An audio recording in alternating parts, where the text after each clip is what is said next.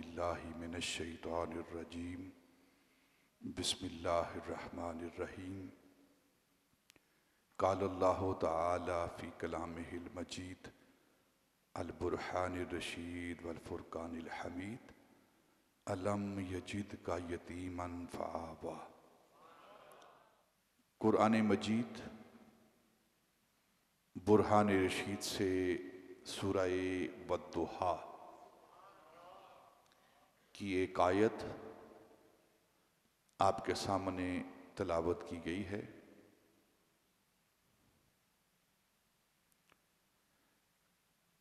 अल्लाह रब्बुल इज़्ज़त ने अपने महबूब के हवाले से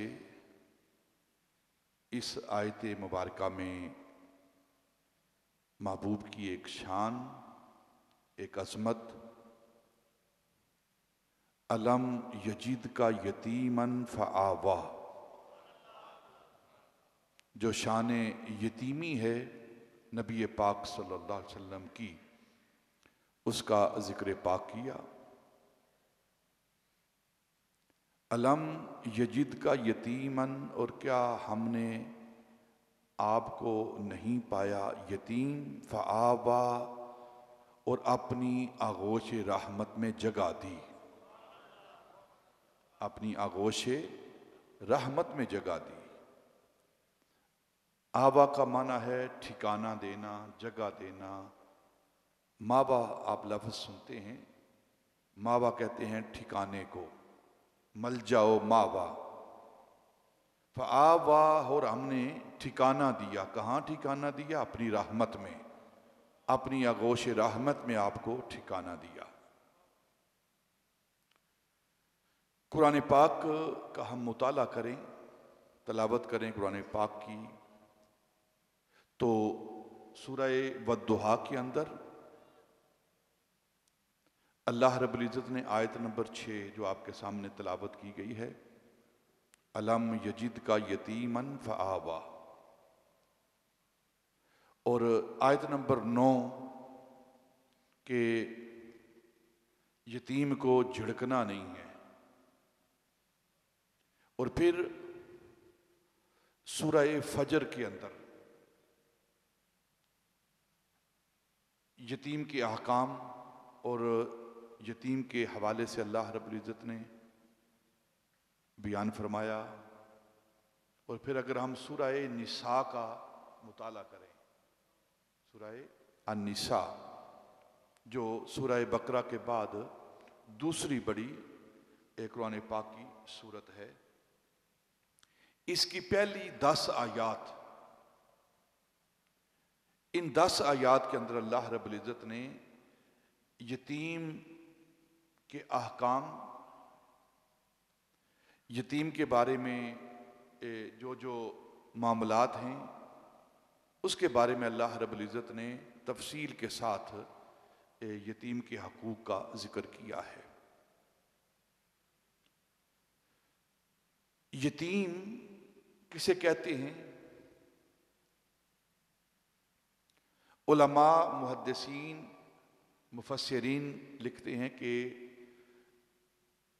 सन्ने बुलूगत से पहले बचपन में इंसानों में जिसका बाप फोत हो जाए, जिसका बाप दुनिया से चला जाए, उसे यतीम कहते हैं।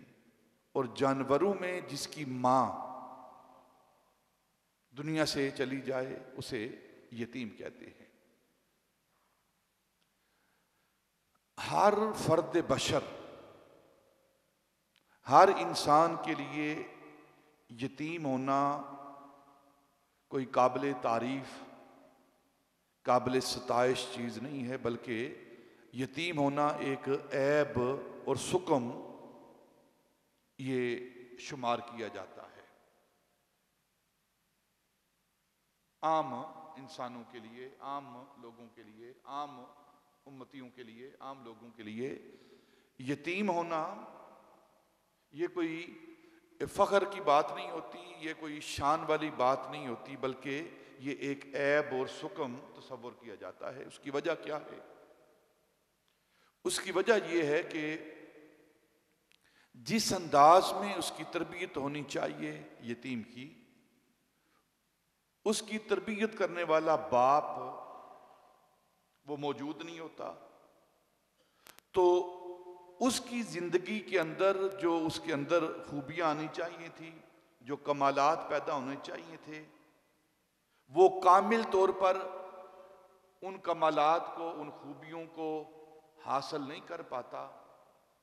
उसकी जिंदगी के अंदर सुकम वाक़या होते हैं, ऐब नमूदार होते हैं, उसकी तरबियत के अंदर कमी कजी रह जाती है, उसकी तालीम के अंदर कमी कजी रह जाती है, उसके किरदार के अंदर कमी कजी रह जाती है, उसके अखलाक के अंदर कमी कजी रह जाती है। इस वजह से उसके ज़िंदगी के अंदर ऐब निकल आते हैं, गलतियां खताएं निकल आती हैं, तरह तरह के मामलात उसकी ज़िंदगी के अंदर तरबियत ना होने की वजह से वो पाए जाते हैं, जिस वजह से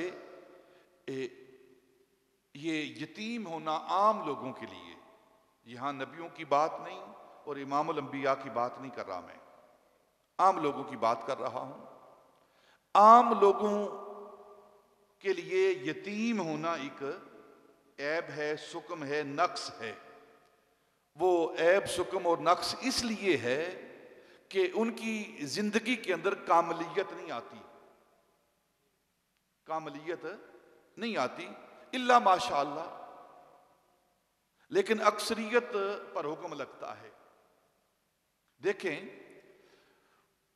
बाप तरबियत करने वाला नहीं होता तो यतीम बच्चे तालीम हासिल नहीं कर पाते,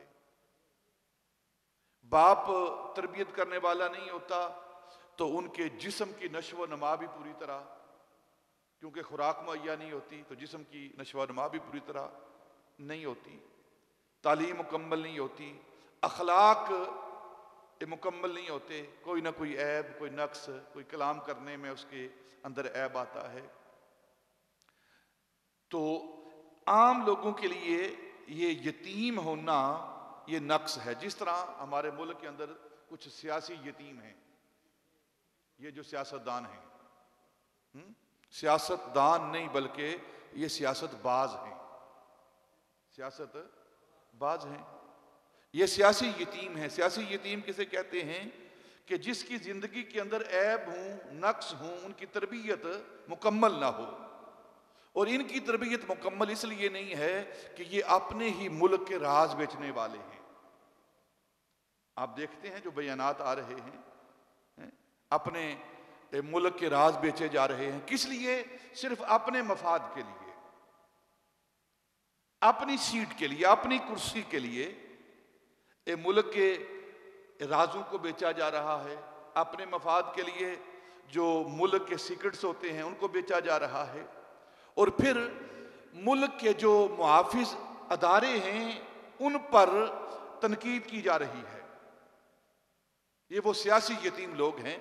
और सियासतदान, उसके सीने के अंदर दिल नहीं होता, और अगर दिल है तो उसके अंदर फिर मुल्क की मोहब्बत नहीं होती, ईमान नहीं होता, उन्हें अपनी कुर्सी से गर्ज होती है, अपनी कुर्सी से गर्ज होती है। आज आप देखते हैं तरह तरह के ये मेंढक बोल रहे हैं, फौज के हवाले से, मुल्क के हवाले से, मुल्क के राजों के हवाले से, हालांकि इनको जेब नहीं देता। और किसके कहने पे बोल रहे हैं?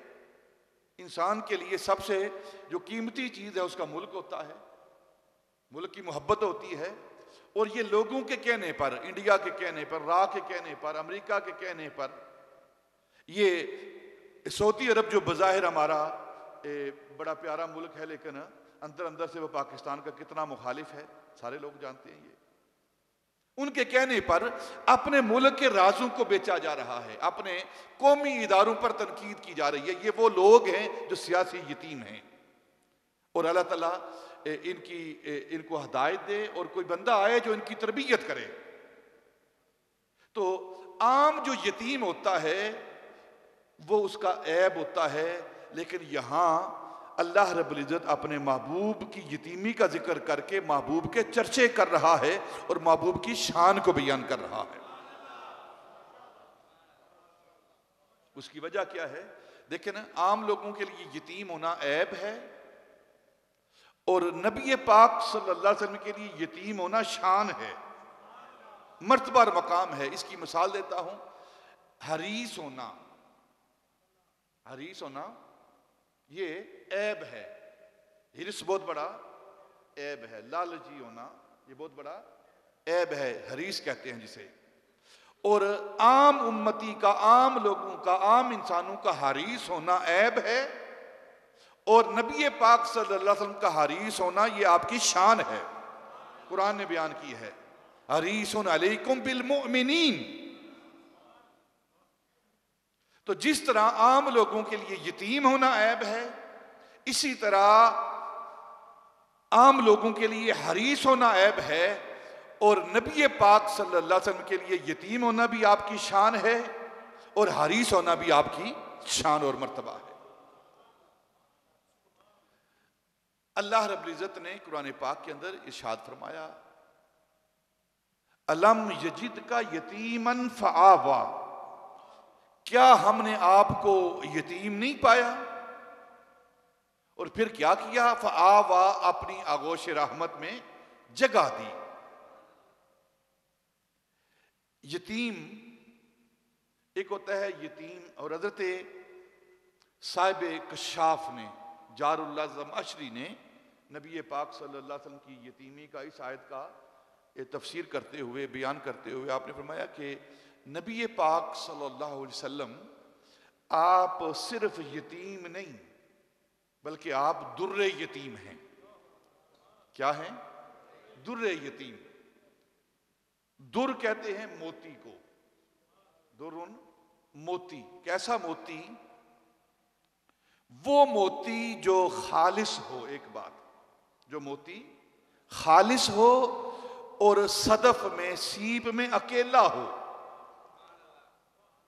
सीप में, सदफ में अकेला हो, उसे दुर्रे यतीम कहते हैं। और अल्लाह रब्बुल इज्जत ने अपने महबूब को दुर्रे यतीम बनाया है। यानी सदफ आमना में, आमना की बतन के अंदर जो सीप है, जो आपकी कोक है, उस सदफ के अंदर एक ही मोती है जिस मोती को मोहम्मद कहते हैं। सुभान अल्लाह।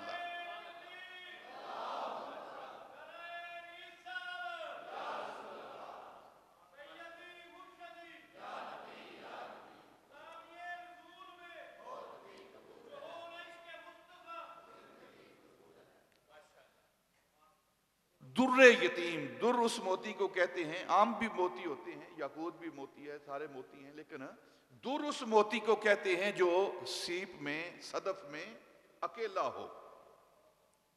और अब सदफ आमना के अंदर जो मोती है, अकेला मोती है, जो दुर्रे यतीम है, उसे मोहम्मद कहते हैं। और सुल्ब अब्दुल्ला में, जो हजरत अब्दुल्ला की सुल्ब है, इस सदफ के अंदर जो मोती है वो दुर्रे यतीम है, उसे मोहम्मद कहते हैं। और अल्लाह रब्बुल इज्जत ने, आप देखें ना, ये जो दुर्रे यतीम होना है नबी पाक सल्लल्लाहु अलैहि वसल्लम का, ये मुअज्जा है, ये नबी पाक का मुअज्जा है। एक होता है कुदरत, एक होता है इरहास, एक होता है मुअज्जा, और एक होती है करामत। करामत, करामत अल्लाह के नेक वलियों, नेक लोगों के हाथों से कोई खारिक के आदत चीज ज़हूर पजीर हो, उसे करामत कहते हैं। नबी के हाथों कोई खारिक की आदत, फितरत से हटी हुई कोई चीज नबी के हाथों से जाहिर हो, अगर इलाने नबूवत से कबल हो तो उसे इरहास कहते हैं। इलाने नबूवत से कबल हो तो उसे इरहास कहते हैं। और अगर इलाने नबूवत के बाद हो तो उसे मुअज्जा कहते हैं। खिलाफ फितरत, खिलाफ आदत चीज का ज़हूर होना। जैसे जिन्स जिन्स से पैदा होती है, बकरी से बकरी पैदा होती है, गाय से गाय पैदा होती है, भैंस से, ये जिन्स से जिन्स पैदा होती है। लेकिन अगर एक जिन्स से कोई दूसरी जिन्स पैदा हो जाए तो उसे खारिक आदत कहते हैं। यह चीज अगर नबी के हाथ से ज़हूर पजीर हो तो उसे मौजज़ा कहते हैं। जैसे हजरत सालेह अलैहिस्सलाम की ऊंटनी है, पता है कहां से पैदा हुई है? वो पहाड़ से।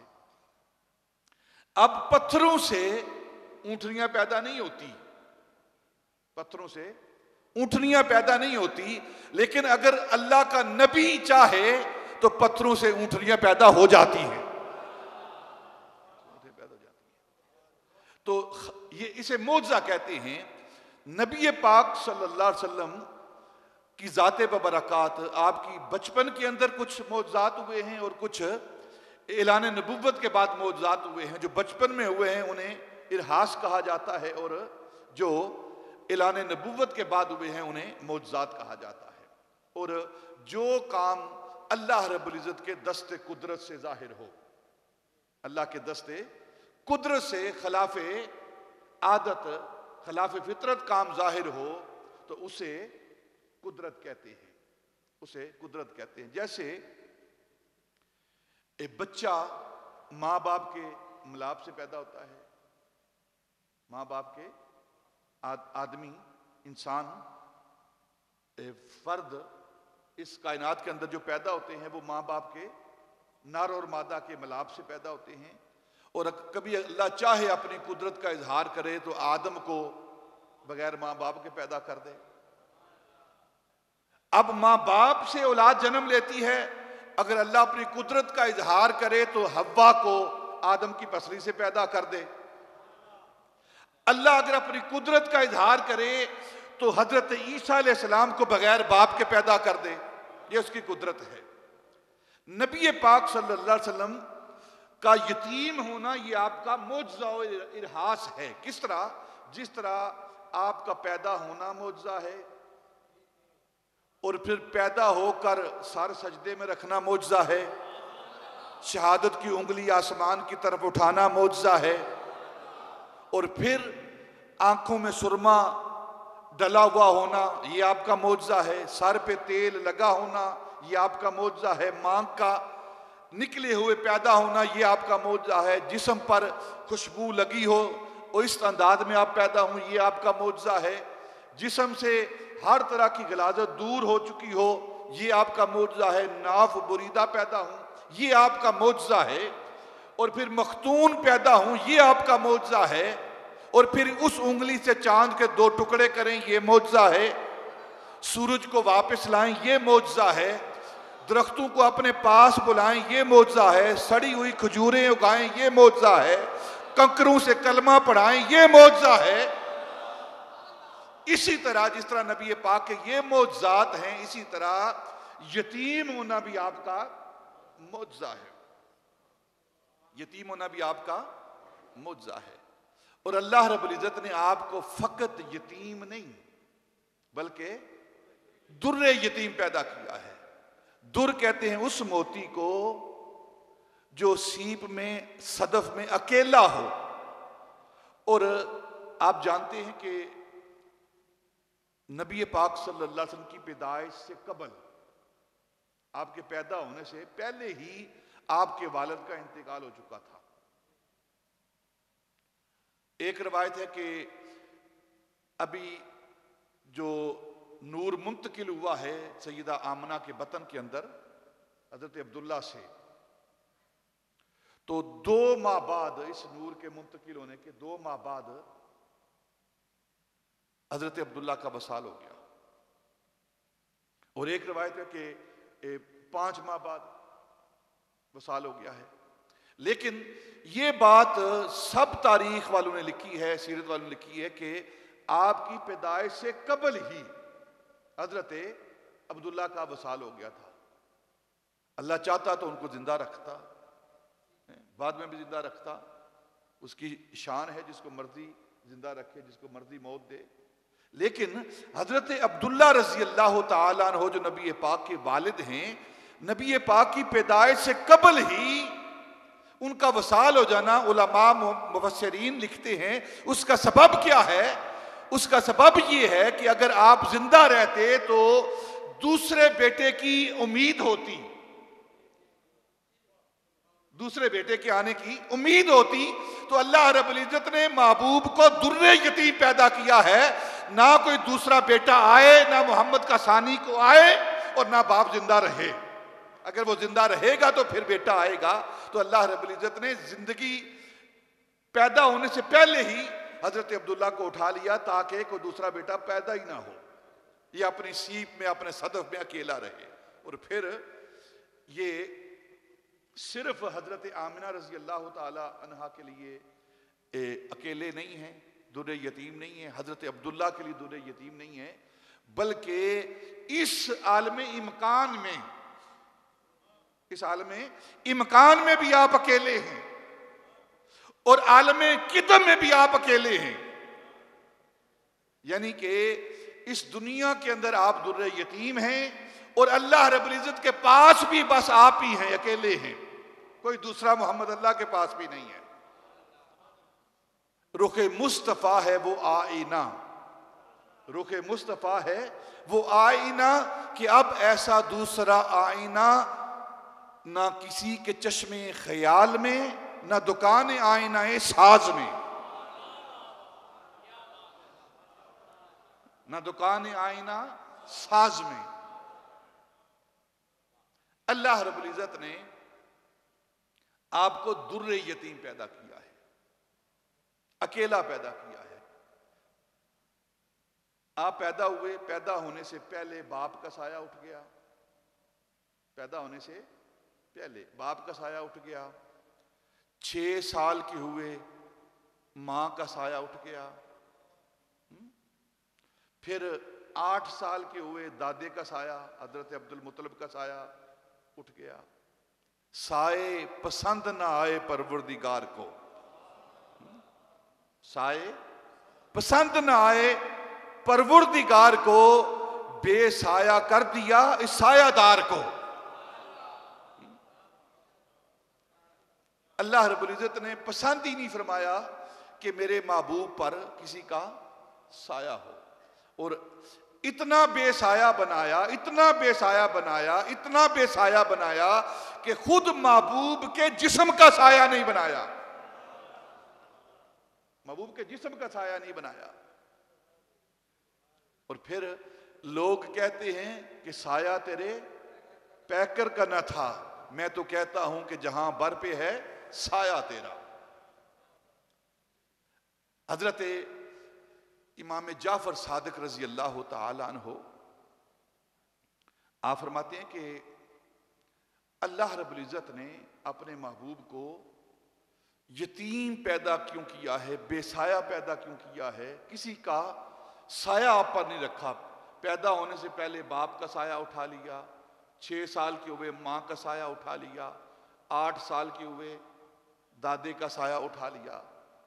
आप फरमाते हैं इसलिए कि कोई शख्स ये ना कहे कि मुझ का मोहम्मद पर एहसान है, मैंने तालीम दी है, मैंने तरबियत की है, मैंने उसके अखलाक को संवारा है, मैंने खाना खिलाया है, मैंने उसकी तरबियत की है, मैंने उसको तालीम दी है, पढ़ाया है, ताकि कोई शख्स ये ना कहे। अल्लाह रब्बुल इज्जत ने बचपन में सारे साए उठा लिए ताकि मेरे महबूब मोहम्मद पर किसी का कोई एहसान ना हो, कोई एहसान ना हो। अल्लाह ने ये पसंद ही नहीं किया, इसलिए महबूब को बेसाया पैदा किया है। और बचपन में सारे माँ बाप का साया भी उठा लिया, खानदान के अफराद का साया भी उठा लिया। और यही वजह है कि इस बेसाया महबूब, इस दुर्रे यतीम की को तरबियत करने वाली जात है तो अल्लाह रब्बुल इज्जत की जात है, अल्लाह रब्बुल इज्जत की जात है। हजरत हलीमा सादिया रजी अल्लाह तआला अन्हा से एक रवायत है कि आप कहती है कि जब अल्लाह रब्बुल इज्जत ने अपने महबूब की किस अंदाज में तरबियत की, बच्चा पैदा होता है, वालिदैन तरबियत करते हैं, माँ तरबियत करती है, बाप तरबियत करता है, लेकिन यहाँ मामले बिल्कुल उससे जुदा हैं। हजरत हलीमा सादिया कहती मैं जब मक्के के अंदर बच्चे हासिल करने के लिए इस नीयत से कि बच्चे पैदा हुए हैं तो कोई बच्चा मुझे मिल जाए ताकि हमारे घर का मामला चल पड़े, तो मैं बच्चा लेने के लिए आई मक्के के अंदर मुजाफात से, सारे बच्चे जो अमीर लोगों के बच्चे थे वो सारी दाइयाँ लेकर चली गईं, औरतें लेकर चली गईं, दूध पिलाने वाली लेकर चली गईं, और मेरे हिस्से कोई ना आया। तो पता चला कि एक बच्चा रह गया है जो यतीम है, आमना के घर वो बच्चा रह गया है। तो कहती हैं मैं उसको लेने के लिए, चलो यही बच्चा ले लेते हैं, कुछ तो कुछ मिलना चाहिए। तो उनके घर गई, हजरत आमिना के घर गई, तो क्या देखती हूँ कि हजरत आमिना रजी अल्लाह ताला अन्हा अपना सर मुबारक छोटे मासूम नन्हे बच्चे को गोद में लेकर उसकी तरफ सर झुकाया हुआ है और आंखों से आंसू बह रहे हैं, आंखों से आंसू बह रहे हैं, रो रही हैं और कलाम कर रही हैं उस बच्चे से। हजरत आमिना कलाम कर रही हैं, जिस तरह हजरत खतीजा रजी अल्लाह ताला अन्हा के बारे में आता है कि जब नबी पाक सल्लल्लाहु अलैहि वसल्लम गारे हिरा में जाते थे ना, तो आप घर में अकेली होती, तो आप अकेले बैठकर अपना सर झुका के अपने बतन की तरफ, पेट की तरफ सर करके हजरत खतीजा अपने पेट के अंदर जो बच्चा उसके साथ कलाम करती थी। एक दिन नबी पाक सल्लल्लाहु अलैहि वसल्लम दाखिल हुए तो देखा कि सैयदा खतीजा जो हैं वो बातें कर रही हैं, कलाम कर रही हैं। नबी पाक ने पूछा खतीजा किससे बात कर रही हो? तो अर्ज की या रसूलल्लाह अकेली हूं घर के अंदर, तो अपने दिल को लुभाने के लिए मेरे पेट के अंदर जो बच्चा है उसके साथ बातें कर रही हूं। तो नबी पाक ने फरमाया खतीजा तेरे पेट के अंदर बच्चा नहीं, ये मेरी बेटी फातिमा है,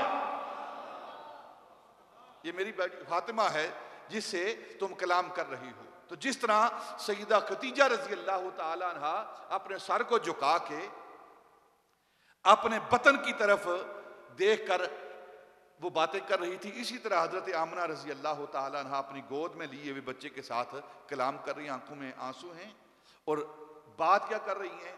रो रही हैं, इजहार कर रही हैं काश आज बाप जिंदा होता तो देखता कितना हसीन बच्चा पैदा हुआ है, बाप जिंदा होता इसे बेटा कह के पुकारता, वलद कह के पुकारता, इसके लिए खिलौने लाता, कपड़े लाता, लिबास लाता, इसके लिए तरह तरह के कोई खिलौने लाता। तो ये बातें हो रही हैं। हजरत आमिना रजी अल्लाह ताला अन्हा उस बच्चे से बातें कर रही हैं। तो हजरत हलीमा कहती मैं सुन रही हूं। जब ये बातें हो रही तो हातिफ गैब से आवाज आई, आमिना क्यों घबराती हो? क्या हुआ जो आज इसका बाप नहीं है, जो इसे वलद कहकर बेटा कहकर पुकारे, तुम क्यों घबराती हो? मैं इसका रब जो हूं, अगर बाप नहीं जो इसको बेटा कहकर पुकारेगा, मैं इसका रब तो हूं जो इसे मोहम्मद कह के पुकारूंगा, या मोहम्मद कहकर पुकारूंगा, ताहा कह के पुकारूंगा, यासीन कह के पुकारूंगा, बद्दुहा कह के पुकारूंगा, वल्लैल कह के पुकारूंगा। और तू कहती है बाप जिंदा होता तो कपड़े लाता। कोई बात नहीं, मैं इसका रब जो हूं ना, या अय्युहल मुदस्सर की चादर दूंगा, मुजम्मिल की कमली दूंगा इसे मैं।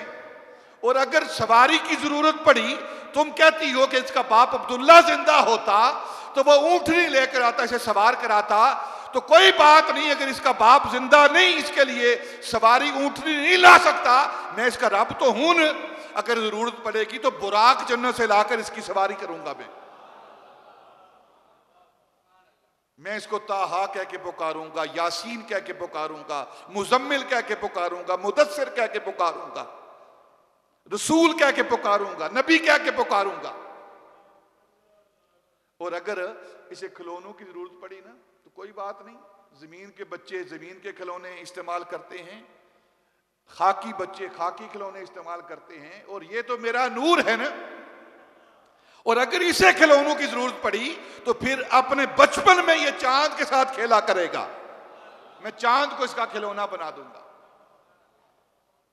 ये वो नबी पाक सल्लल्लाहु अलैहि वसल्लम की तरबियत है दौर यतीमी के अंदर, इस दौर के अंदर जबकि आम बच्चों की तरबियत करने वाले उनके वालिदैन होते हैं, और यहां इस दौर यतीमी में नबी पाक की तरबियत करने वाली जात खुद अल्लाह रब्बुल इज्जत की जात है।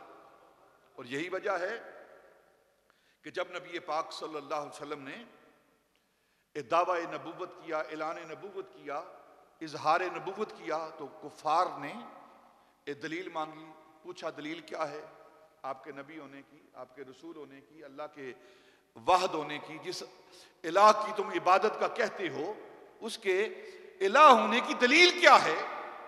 तो आप पढ़ लें, नबी पाक सल्लल्लाहु अलैहि वसल्लम ने सबसे पहली दलील दी है ना अपनी नबूवत और रिसालत की, वो चांद को तोड़ कर नहीं दी, सूरज को मोड़ कर नहीं दी, कंकरों से कलमा पढ़ा कर नहीं दी, सड़ी खजूरें उगा कर नहीं दी, बल्कि अल्लाह रब्बुल इज्जत के होने की, उसके तौहीद की, उसके इलाह होने की, उसके माबूद होने की और अपने नबी होने की जो सबसे पहली दलील दी है वो क्या है? फ़क़द लबिस्तु फ़ीकुम उमरन मिन क़ब्लिही अफ़ला ताक़िलून। ए काफिरो, तुम मुझसे दलील मांगते हो कि मेरे नबी होने की दलील क्या है, मेरे रसूल होने की दलील क्या है? तो मैंने तुम्हारे अंदर 40 साल गुजारे हैं। फ़क़द लबिस्तु फ़ीकुम उमरन मिन क़ब्लिही, इससे पहले मैंने तुम्हारे अंदर जिंदगी गुजारी है और तुम्हें अकल नहीं है। तुम अपनी जिंदगी को देखो, मेरी जिंदगी को देखो, अपने शबो रोज देखो, मेरे शबो रोज देखो, अपने मामलात देखो, मेरे मामलात देखो, अपना किरदार देखो, मेरा किरदार देखो, अपना करैक्टर देखो, मेरा करैक्टर देखो। तुम्हारे बाप जिंदा थे, दादा जिंदा थे, तुम्हारी वालिदा जिंदा थी, तुम्हारे खानदान के अफराद जिंदा थे, तुम्हारी तरबियत करने वाले। इस तरबियत के बावजूद तुम बुतों के आगे झुकते रहे हो, तुम शराब नोशी करते रहे हो, तुम ज़िना की इस गुनाह से आलूदा होते रहे हो, तुम अपने भाइयों को कत्ल करते रहे हो, अपनी बेटियों को जिंदा दरगोर करते रहे हो। झूठ तुम्हारी जिंदगी के अंदर है, हक मारना तुम्हारी खून के अंदर शामिल है। और मुझे देखो, कोई एक ऐप तो बताओ मुझे, मैंने सारी जिंदगी में कभी झूठ बोला हो, सारी जिंदगी में कभी किसी बुत के आगे झुका हूं। मेरा तो तरबियत करने वाला भी बज़ाहिर बाप नहीं था, माँ नहीं थी, दादा नहीं था, कोई और खानदान का बड़ा फर्द नहीं था जो मेरी तरबियत करता। तुम्हारी तरबियत होने के बावजूद तुम ये सारे काम करते रहे हो, माल लूटते रहे हो, हक लूटते रहे हो, चोरी करते रहे हो, डकैती करते रहे हो, झूठ बोलते रहे हो, अमानत के अंदर खियानतें करते रहे हो। और तुम्हें पता है कि तुम काफिर होकर भी मुझे बेईमान नहीं कह सकते, इमानत में खयानत करने वाला नहीं कह सकते, तुम मुझे सादिक और अमीन कहते हो, सादिक और अमीन कहते हो। और तुम अपनी इमानतें किसी और के पास नहीं जमा कराते, जब तुम्हें जरूरत पड़ती है वो मेरे पास आके जमा कराते हो। तुम्हारी तरबियत करने वाले तुम्हारे बाप दादा जिंदा थे, लेकिन उन्हें तरबियत नहीं की, तुम्हारी तरबियत नहीं की, इसलिए तुम्हारे अंदर ये सारे अयूब व नकाइश मौजूद हैं। और मेरी तरबियत करने वाला मेरा रब है, मेरा इलाह है, मेरा माबूद है, मुझे भेजने वाला है, उसने मेरी तरबियत की है। और फिर जिसने मेरी तरबियत की है मैं उसी का कह रहा हूं कि तुम उसकी इबादत करो। और मैंने तुम्हारे सामने ये जिंदगी गुजारी है। ये वो नबी पाक सल्लल्लाहु अलैहि वसल्लम का दौरे यतीमी है, बचपन का ये वो वक्त है कि उस वक्त भी आपने पाक तैयब ताहिर जिंदगी गुजारी है और हर ऐब और नक्स से पाक जिंदगी गुजारी है। जैसे मैंने इब्तिदा में कहा है कि यतीम होना आम लोगों के लिए ऐब है, यतीम होना आम लोगों के लिए ऐब है, लेकिन अगर ये निस्बत मुस्तफ़ा की तरफ हो तो फिर नबी का मोज़ा हो जाता है, नबी का मोज़ा होता है। जिस तरह हरीस होना आम लोगों के लिए ऐब है, लेकिन अगर ये हरीस की निस्बत नबी की तरफ हो जाए तो फिर नबी का मोज़ा और शान हो जाती है, क्योंकि अल्लाह रब्बुल इज्जत की जात जो है वो अपने महबूब की इस दुर्रे यतीम की तरबियत फरमा रही है। और फिर कुरान पाक के अंदर सूरह फजर के अंदर आप उसका मुताला करें, अल्लाह रब्बुल इज्जत ने फरमाया कि तुम्हारी जो जिल्लत और पिसपाई है ना, इसका सबब क्या है? कल्ला बल्ला तुकरिमून अल यतीमा, सूरह अल फजर। आज जो उम्मत जलील और रुस्वा हो रही है, आज जो मुआशी तंगदस्तियां हैं हम पर, कुरान इसको बयान कर रहा है। आप इस सूरत को सूरह फजर को जाकर खोलें, पढ़ें। इस आयत से कबल जो आयात है ना, कल्ला बल्ला तुकरिमूना अल यतीमा। इस आयत को पढ़ें, इससे कबल की आयत को पढ़ें तो उसके अंदर अल्लाह रब्बुल इज़्ज़त ने बयान किया है कि जब आप आपको खुशहाली देते हैं, रिज्क देते हैं, तो कहते हैं अल्लाह की तरफ से है। जब कोई तंगी आती है तो कहते हैं कि अल्लाह की तरफ, अल्लाह ने हमें जलील किया है। अल्लाह फरमाता है नहीं, ये जो तुम्हें जिल्लत मिल रही है, ये जो तुम्हें तंगदस्ती मिल रही है, ये जो तुम्हारे ऊपर तरह तरह के अजाब आ रहे हैं, इसका सबब क्या है? कल्ला बल ला तुकरिमू नल यतीमा, ये इसलिए है कि तुम उस यतीम की इज्जत का पास नहीं करते, उसकी तकरीम का पास नहीं करते, तुम उस महबूब की तकरीम नहीं करते, उस दुर्रे यतीम की इज्जत का पास नहीं करते। अगर तुम मेरे महबूब की इज्जत का पास करोगे, उसकी हुर्मत का पास करोगे, उसकी शान का पास करोगे, तो फिर देखो मैं किस तरह जमीन को हुक्म देता हूं कि अपने सारे खजाने खोल दे। आज उम्मत मुसलमान जो जलील और रुस्वा हो रही है, इसका सबब क्या है? इसका सबब यही है कि इस उम्मत मुसलमा के अंदर से नबी पाक की इज्जत नामूस की गैरत खत्म हो गई है। वरना ये कभी ना होता जो ये लोग कर रहे हैं, ये ईसाई यहूदी जो कर रहे हैं, ये कभी ना होता अगर इस उम्मत के अंदर गैरत होती। इस उम्मत के अंदर अगर गैरत होती तो वो कभी ना कर पाते।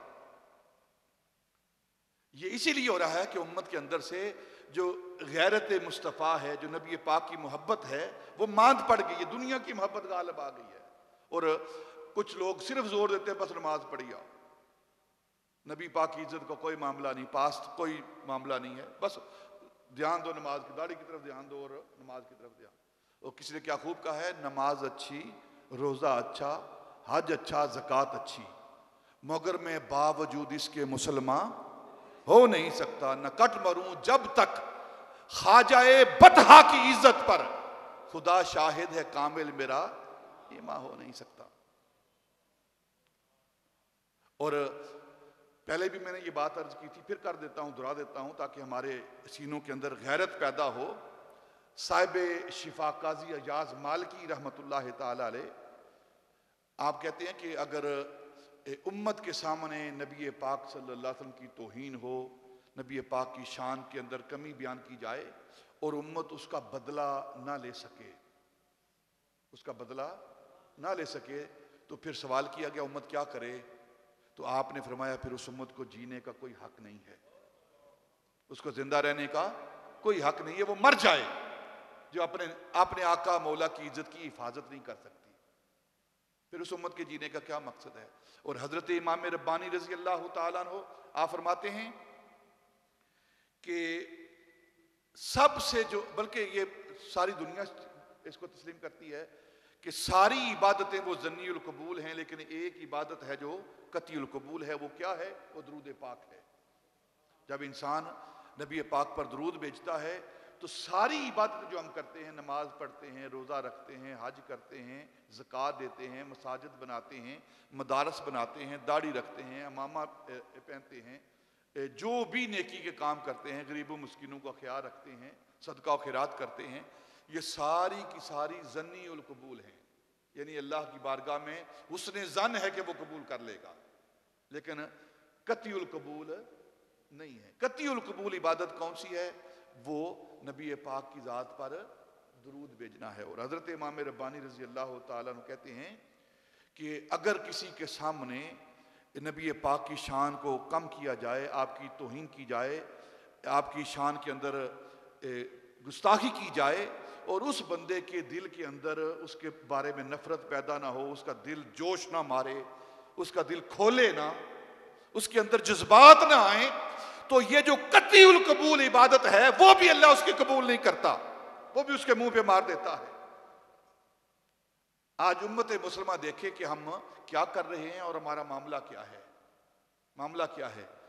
किस तरह ये आलम कुफर हम पर यलकार कर रहा है और हम उन्हीं के नुमाइंदे बन के, उन्हीं के कारिंदे बन के इस्लाम को भी मिटा रहे हैं और मुल्क की अक़दार इनको भी मिटा रहे हैं।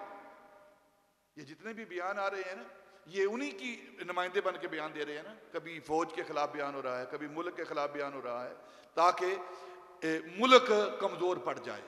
जब मुल्क कमजोर पड़ेगा, और मुल्क की जो मजबूती है वो किससे है? हमारा एक ही इदारा है, अल्लाह रसूल के बाद एक ही इदारा है, वो फौज का इदारा है। ये नहीं कि बड़े पारसा हैं, मैं नहीं कहता वो बड़े पारसा हैं, लेकिन जाहिरी तौर पर जिन मुल्कों की फौज कमजोर होती है उनके साथ क्या होता है, क्या असर करते हैं ये। अगर आपने देखना हो, पढ़ना हो, तो फिर शाम की तारीख को पढ़ लें, शाम की तारीख को पढ़ लें। फिर आप इराक की तारीख को पढ़ लें, लीबिया की तारीख को पढ़ लें। आप फिर फ़लस्तीन की तारीख को, उनकी हालत को देख लें कि उन लोगों ने फ़लस्तीन के साथ क्या किया है, लीबिया के साथ क्या किया है, शाम के साथ क्या किया है, इराक के साथ क्या किया है, उर्दन के साथ क्या किया है, यमन के साथ क्या किया है। और वो चाहते हैं कि पाकिस्तान की भी यही हालत हो, पाकिस्तान की भी यही हालत हो जो लीबिया की हुई है, जो शाम की हुई है, जो इराक की हुई है, जो उर्दन की हुई है, जो फ़लस्तीन की हुई है। और मेरा ख्याल आप भी यही चाहते हैं कि नहीं? नहीं, हम नहीं चाहते ये। और फिर शाम को किस तरह तबाह किया गया है, इराक को किस तरह तबाह किया गया है, इसकी बैकग्राउंड थोड़ी पढ़ें आप। शाम को तबाह किया गया है दो मसालक को लड़ा के, शिया और सुन्नी को लड़ा के। इराक को तबाह किया गया है, अंदर जंग शुरू हुई है, इधर आपस में लड़े हैं। और यही मामला हुआ था पीछे, ये जो मामला हुआ है, जो सैयदना अबू बकर सिद्दीक रजी अल्लाह ताला अन्हु की शान में गुस्ताखी की गई थी, तो उसके पीछे यही लोग थे। ये कोई मुसलमान लोग नहीं जो सैयदना अबू बकर सिद्दीक की शान के अंदर गुस्ताखी करने वाले हैं। कतन इस्लाम का उनके साथ कोई ताल्लुक नहीं है। अगर सैयदना अबू बकर को, सैयदना उमर फारूक को इस्लाम की लिस्ट से निकाल दिया जाए तो इस्लाम के पास रहता क्या है? इस्लाम के पास रहता क्या है? अगर आज इस्लाम की शान और शौकत है तो वो अबू बकर और उमर की वजह से है। और जो इनकी शान के अंदर गुस्ताखी करते हैं उनका इस्लाम के साथ क्या ताल्लुक है? वो तो नुमाइंदे हैं, एजेंट हैं यहूद और निसारा के, हिंदुओं के। और वो चाहते हैं कि इस मुल्क के अंदर भी यही मामला हो। और आप इनकी बातों में ना आए, आप अपने मुल्क का ख्याल, मुल्क होगा तो फिर सियासत भी होगी, सब कुछ होगा। और अगर मुल्क नहीं होगा तो फिर यही लोग वहां भाग जाएंगे। आपने तो यहां रहना, हमने यहां रहना है, तो हमने अपने मुल्क की हिफाजत करनी है। और एक बात ध्यान में रखें, हमें किसी का साया नहीं चाहिए। आज उस बेसाया महबूब का जिक्र कर रहे हैं, दुर्रे यतीम का जिक्र कर रहे हैं। हमें किसी दुनियादार का साया नहीं चाहिए, ना अमेरिका का साया चाहिए हमें, ना फलस्तीन किसी इसराइल का साया चाहिए हमें, ना इंग्लैंड का साया चाहिए हमें। हमें किसी दुनियादार का साया नहीं चाहिए। हमारे लिए हमारे मुस्तफा का साया है। हम अपने नबी के साये में रहना चाहते हैं। और उम्मत तब तक महफूज रहेगी, तब तक तरक्की करेगी, तब तक उरूज तक में जाएगी जब तक वो मुस्तफा के साये में रहेगी। गैरों के साये में ना रहें हम अपने महबूब के साये में रहना चाहते हैं, उनके साया रहमत के नीचे रहना चाहते हैं, उनके साया शफकत के नीचे रहना चाहते हैं, ताकि हमारी भी बका हो, मुल्क की बका हो और मुल्क की इर्तिका हो। इस इर्तिका का, बका का एक ही सबब है, और वो क्या है? वो ज़ाते मुस्तफ़ा है, वो ज़ाते मुस्तफ़ा है। अल्लाह रब्बुल इज़्ज़त हमें नबी पाक की सच्ची और सुच्ची गुलामी अता फरमाए, और इस मुल्क की अल्लाह हिफाजत फरमाए, मुल्क में रहने वालों की हिफाजत फरमाए। वमा अलैना इल्लल बलागुल मुबीन।